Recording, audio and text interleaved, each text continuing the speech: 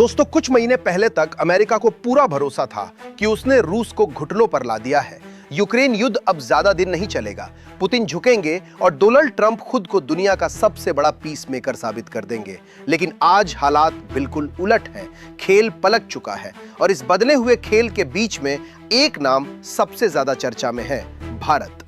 2025 में सत्ता में लौटते ही डोनाल्ड ट्रंप का पहला बड़ा लक्ष्य था यूक्रेन युद्ध को रोकना। ट्रंप प्रशासन का मानना था कि रूस सिर्फ इसलिए लड़ पा रहा है क्योंकि उसे तेल और गैस के निर्यात से भारी कमाई हो रही है। सोच साफ थी, रूस की एनर्जी इनकम पर वार करो, उसकी इकोनॉमी कमजोर होगी और पुतिन को युद्ध रोकना पड़ेगा।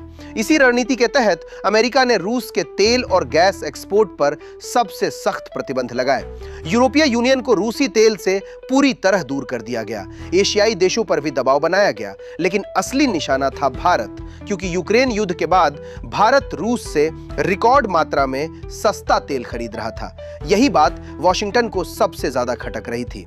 अगस्त 2025 में ट्रंप ने बड़ा फैसला लिया। भारत पर रूसी तेल खरीदने के लिए 25% अतिरिक्त टैरिफ लगा दिया गया।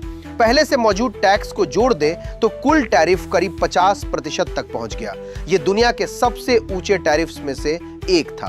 ट्रंप का संदेश साफ था, या तो अमेरिका के साथ रहो या फिर पुतिन के साथ। अमेरिका को लगा कि अब रूस की कमर टूट जाएगी, तेल बिकेगा नहीं, पैसा आएगा नहीं और युद्ध अपने आप रुक जाएगा। लेकिन असली खेल यहीं से शुरू होता है। रूस ने एक ऐसा रास्ता चुना जिसकी उम्मीद वॉशिंगटन ने नहीं की थी। तेल की जगह रूस ने सोने का रास्ता खोल दिया, खास तौर पर भारत के साथ। 2025 में रूस ने भारत को $5 अरब से ज्यादा का सोना निर्यात किया। सिर्फ अगस्त महीने में इतना बड़ा गोल्ड शिपमेंट हुआ, जो 2021 के बाद सबसे बड़ा था। गौर करने वाली बात यह है कि यही वही महीना था जब ट्रंप ने भारत पर नया टैरिफ लगाया था। यह कोई इत्तेफाक नहीं था, यह रणनीति थी। अमेरिकी प्रतिबंध मुख्य रूप से डॉलर और स्विफ्ट सिस्टम पर टिके हुए हैं, लेकिन सोना डॉलर नहीं है। सोने पर सीधा प्रतिबंध लगाना आसान नहीं है।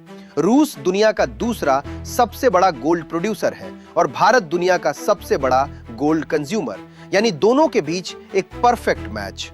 रूस ने भारत को अंतर्राष्ट्रीय बाजार से 5 से 10% सस्ता सोना देना शुरू किया।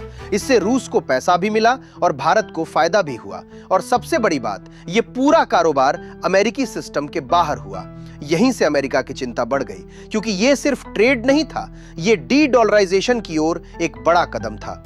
रूस चीन के साथ युआन में व्यापार कर रहा है और भारत के साथ रुपए और सोने में, यानी पश्चिमी वित्तीय व्यवस्था से बाहर एक समानांतर इकोनॉमी खड़ी की जा रही है।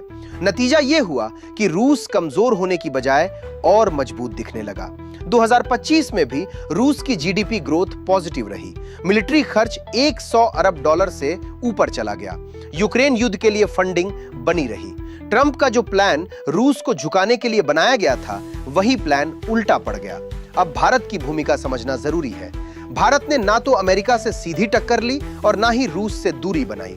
भारत ने रूसी तेल की खरीद कुछ हद तक कम की, लेकिन पूरी तरह बंद नहीं की। साथ ही सऊदी अरब और इराक से सप्लाई बढ़ाई।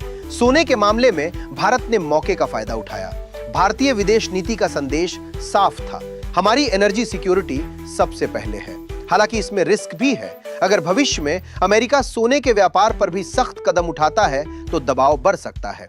लेकिन फिलहाल भारत कूटनीति के जरिए इस संतुलन को संभाल रहा है। कुल मिलाकर यह कहानी सिर्फ रूस या अमेरिका की नहीं है, यह कहानी बदलती दुनिया की है, कमजोर होते प्रतिबंधों की है और उस भारत की है जो अब सिर्फ एक बाजार नहीं बल्कि वैश्विक पावर बैलेंसर बन चुका है।